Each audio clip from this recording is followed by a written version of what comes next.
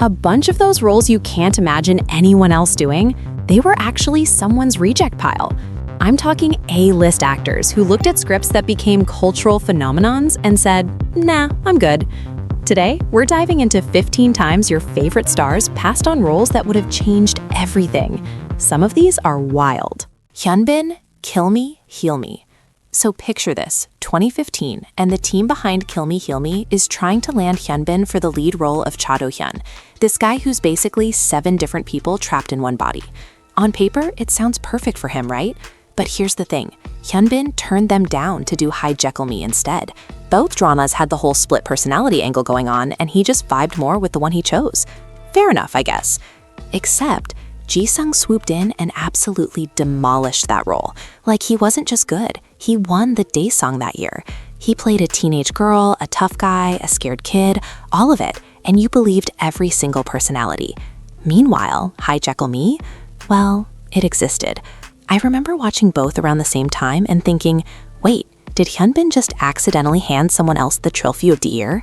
It's become one of those legendary K-drama what-ifs that fans still bring up on Reddit threads when they're feeling nostalgic. Number 2, Song Joong-ki, The Moon Embracing the Sun. Song Joong-ki was the first choice to play King Lee-hwan in The Moon Embracing the Sun, but he said no. His reasoning? He just finished playing young King Sejong in Deep-Rooted Tree, and he was worried about getting stuck as that guy who only plays kings in heavy robes, which honestly is a valid concern when you're trying to build a versatile career. But then the show went on to hit almost 40% in ratings. That's insane. And Kim Soo-hyun became a full-blown Hallyu superstar basically overnight. The role required this mix of royal authority and devastating heartbreak, and Soo-hyun nailed it. It's one of those performances where you can't picture anyone else doing it. I wonder if Jung-gi ever watched it later and was like, okay, maybe one more king role wouldn't have killed me. Actually, scratch that. He clearly did fine because Descendants of the Sun happened, so maybe his instincts were right all along. Number 3, Suk-ku, Squid Game. Yeah, before Squid Game became the thing that literally everyone on the planet watched, the role of Cho Sang-woo, player 218, the calculated friend turned villain, was offered to Suk-ku, and neither he nor his agency saw it coming. I mean, how could they? The pitch probably sounded bizarre. So it's deadly children's games with debt-ridden adults in green tracksuits. Not exactly an obvious Netflix global sensation. Park Hae-soo ended up taking the part and turned Sang-woo into one of the most hated yet heartbreakingly human characters on TV. That marble game scene? I still think about it. Suk-ku has absolutely blown up since then, with My Liberation Notes and other projects, so he's doing great. But can you imagine his intense energy in that role? It might have changed the entire vibe of the show. Though honestly, Park Hae-soo was so perfect that I'm kinda glad it worked out this way. Number 4, Won-bin, Descendants of the Sun. Okay, we need to talk about Won-bin, because this man is basically the Sasquatch of Korean entertainment. He hasn't done a drama since Autumn in My Heart in 2000. Yes, you read that right, 24 years. And the writers of Descendants of the Sun tried so hard to get him for Captain Yoshijin. He was their dream casting. But Won-bin is notoriously picky and just prefers movies over TV. He's out here living his best mysterious life while everyone else begs him to come back. So the role went to Song Joong-ki right after his military discharge, and honestly, it was the perfect storm. Joong-ki brought this boyish charm mixed with soldier swagger that sparked a literal worldwide syndrome. If Won-bin had taken it, we would have gotten this massive reunion with Song Hye-kyo from Autumn in My Heart, which would have broken the internet for different reasons. But I think the big boss role was always meant for Joong-ki. Number 5, Ji-hyun, My Girlfriend is a Gumiho. Ji-hyun was originally supposed to play Miho, the adorable nine-tailed fox who eats an absurd amount of beef. But at the time, she was locked into her film career and wasn't ready to jump back into the chaotic world of TV drama schedules. So she passed, and Shin Min-ah stepped in. And here's the thing, I literally cannot imagine Ji-hyun doing that role now. Shin Min-ah made Miho so iconic with that bouncy energy and the nom nom nom meat-eating scenes that she basically rewrote what a Gumiho character looks like in pop culture. Ji-hyun is incredible, don't get me wrong, but she has this elegant, mysterious vibe. Shin Min-ah brought pure joy and chaos. Ji-hyun eventually made her TV comeback with My Love from the Star, which was huge, so it all worked out. But yeah, this is one where the replacement actually feels more right than the original choice. Quick question. Have you ever thought a K-drama actor or actress would have been perfect for a role they didn't play? Drop their name and the drama in the comments. Number 6. Jang Keun-suk, Boys Over Flowers. Back in 2009, Jang Keun-suk was the Prince of Asia, and everyone assumed he'd be playing Gu Jun-pyo in Boys Over Flowers, but he turned it down. His reason was actually pretty admirable. He wanted to challenge himself and learn from veteran actors, so he chose Beethoven Virus instead. It was about growth over commercial success. But that one decision literally changed K-drama history because it opened the door for Lee Min-ho, who was basically unknown at the time. We got the iconic perm, the ridiculous fur coats, the almost paradise memes, and the birth of a global superstar. Jang Keun-suk's choice was noble. He prioritized becoming a better actor over playing a teen heartthrob. But man, talk about passing on a commercial goldmine. Though honestly, good for him for sticking to his principles. Not everyone would do that. Number 7. IU, Queen of Tears. The role of Hong Hae-in, the icy chaebol heiress in Queen of Tears, was first offered to IU in 2024. She ended up declining because her massive music world tour schedule just wouldn't work with filming. When you're juggling being a top actress and a global pop star, something's gotta give, right? Kim Tae-won stepped in and absolutely crushed it. She brought this perfect balance of untouchable ice queen and vulnerable emotional wreck that had all of us sobbing every single weekend. The show became TVN's highest-rated drama of all time.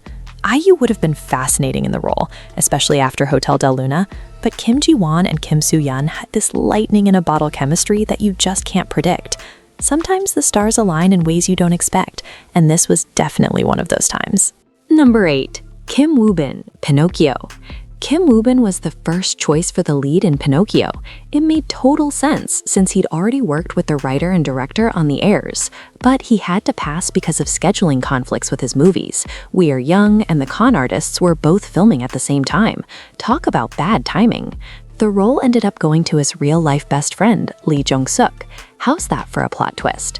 Fans were really excited about the idea of Woo-bin reuniting with Park Shin-hye on screen, but Lee Jong-suk and Shin-hye ended up having this incredibly natural, cozy chemistry that made the show work.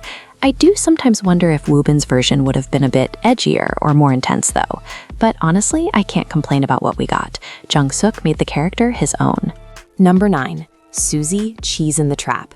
When they were adapting the webtoon Cheese in the Trap, the internet had opinions about who should play Hong Sol. Suzy was offered the role, but webtoon fans went full detective mode, analyzing whether she fit the character's look and vibe. The pressure got intense. People were writing essays about why she wasn't right for it. Eventually, she stepped away from the project. Kim Go-in took the role for her TV debut, and she brought this frizzy-haired, stressed-out college student energy that felt incredibly real and grounded. Suzy is talented, no question, but she has that nation's first love glow that might have made Hong Sol feel too polished. Sometimes the character needs to look like they're barely surviving midterms, you know? Kim Go-in nailed that vibe. It's one of those rare cases where fan pressure actually led to better casting, though I felt bad for Suzy having to deal with all that noise. Number 10. Gong Yoo, Coffee Prince. This one has a fun twist. Gong Yoo is the face of Coffee Prince, right? That role defined his early career, but he almost wasn't in it. The role of Hangil was originally offered to Chung Jung-myung, who had to decline because he was about to start his mandatory military service. Timing is everything in this industry. That's how Gong Yoo got the part, and honestly, it might have saved his career. He was actually considering quitting acting before Coffee Prince because he felt stuck and couldn't find projects that excited him.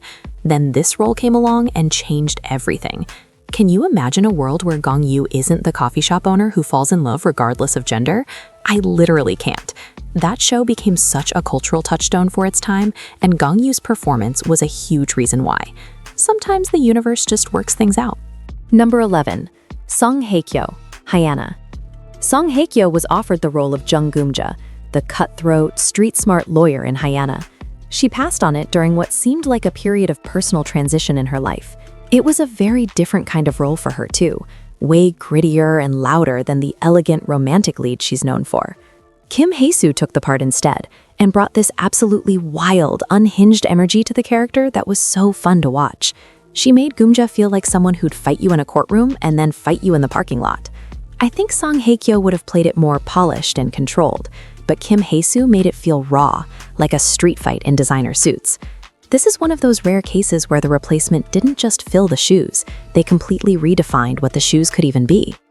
Number 12. Jang Yong-hwa, The Heirs. Jang Yong-hwa was originally set to play Choi Young-do, the second lead in The Heirs, but he backed out because, get this, he didn't want to be paired with Park Shin-hye for a third time in a row. They'd already done You're Beautiful and Heartstrings together, and he wanted to branch out. Plus, he was trying to move away from playing student roles at that point in his career. This decision gave Kim Woo-bin the opportunity of a lifetime. Young-do became one of the most iconic bad boy second leads in K-drama history. If Yong-hwa had played him, the character probably would have been much softer and gentler, more puppy, less wolf. But Woo-bin's eyebrows and that menacing yet sad stare, that's what made Young-do legendary. Why did we all fall for such a toxic character? I honestly don't know, but I'm glad it was Woo-bin who made us feel that way. Number 13. Lee Joong-ki, Faith. Lee Joong-ki was actually officially cast in Faith. He'd started training for the role and everything was moving forward. But then the military called. His request to postpone enlistment was denied, and he had to immediately drop out of the project to report for duty. Talk about the worst possible timing. Lee Min-ho took over the role of General Choi Young, and it ended up being a bit of a departure for him at the time. While Lee Joong-ki is a literal master of historical action, seriously, his sword fighting skills are insane. Lee Min-ho brought a more melancholic, romantic vibe to the general. It's one of those situations where we'll never know what Joong-ki's version would have looked like, and that's honestly a shame. But when the military says jump, you don't ask questions, you just go. Number 14. Jang-hyuk, Secret Garden. The role of Kim Ji-won, the eccentric, sparkly tracksuit-wearing CEO in Secret Garden, was originally meant for Jang-hyuk, but he was already committed to filming The Slave Hunters, also called Chuno, which was this intense, gritty historical drama. The schedules clashed, and he had to choose. He went with The Hunters. Hyun-bin stepped in, wore those ridiculous sparkly tracksuits with complete confidence, and created a total cultural phenomenon. Hyun-bin syndrome was a real thing. People were obsessed. Jang-hyuk is an incredible actor with serious intensity, but his version of Ju-won might have been a bit too scary. Hyun-bin had that perfect, he's annoying but you still want to kiss him quality. I actually fast-forwarded through some of the side plots in this drama, not gonna lie, but I never skipped a Hyun-bin scene. Never. Number 15. Park Bo-gum, A Business Proposal. Finally, let's talk about A Business Proposal from 2022. Rumor has it Park Bo-gum was a top choice for Kang Tae-moo, the Archaeopteryx CEO with the weird food preferences. He was reviewing a ton of comeback scripts after finishing his military service. He eventually passed on it. Maybe the perfect CEO trope felt too cliché after everything else he'd done. Ahn Hyo-sop took the role and absolutely leaned into the comedy.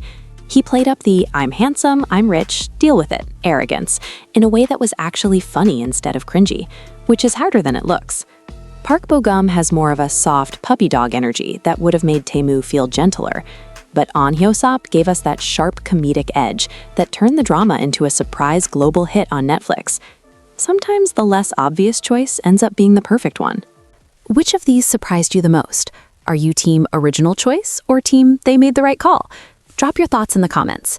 And if you're in the mood for more behind-the-scenes K-drama content, you should check out our last video, 13 K-drama actors who are completely different off-screen.